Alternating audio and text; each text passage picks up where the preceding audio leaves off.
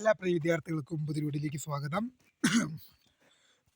Kannur university പരീക്ഷാ മൂല്യനിർണ്ണയത്തിൽ ഗുരുതരമായ ഒരു വീഴ്ച സംഭവിച്ചു എന്നുള്ള ഒരു വാർത്തയാണ് ഇപ്പോൾ വിദ്യാർത്ഥികളുമായിട്ട് ഷെയർ ചെയ്യാനുള്ളത്.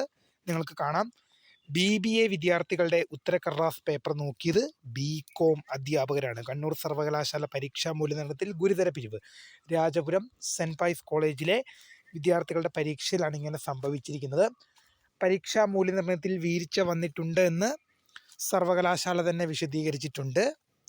അപ്പോൾ ഈ വീഡിയോ ചെയ്തു എന്തിനാന്ന് വെച്ച് കഴിഞ്ഞാൽ ഇങ്ങനൊരു വാർത്ത കണ്ടപ്പോൾ ചെയ്തു എന്നേ ഉള്ളൂ.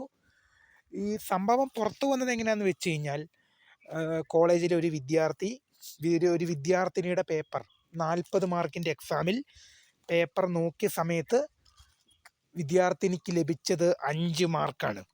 റീവാലുവേഷൻ കൊടുത്തപ്പോൾ 34 മാർക്കായിട്ട് റീവാലുവേഷനിൽ മാർക്ക് കൂടി. വിഷയത്തെ തുടർന്നാണ് വിദ്യാർത്ഥിനി യൂണിവേഴ്സിറ്റിക്കും മനുഷ്യാവകാശ കമ്മീഷനും പരാതി നൽകിയത്.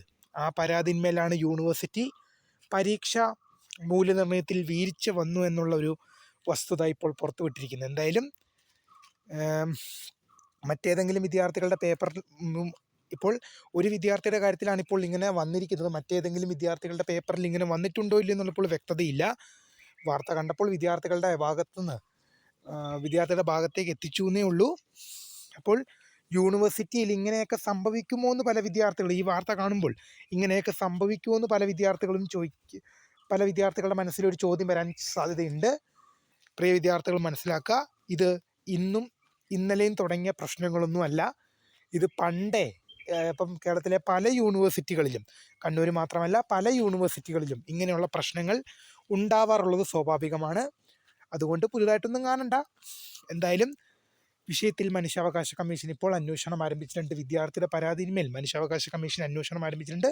അപ്പോൾ പുതിയമായി കാണുന്നതിന് മിസ്കർ the phone subscribe for the guide. Thanks for watching. By.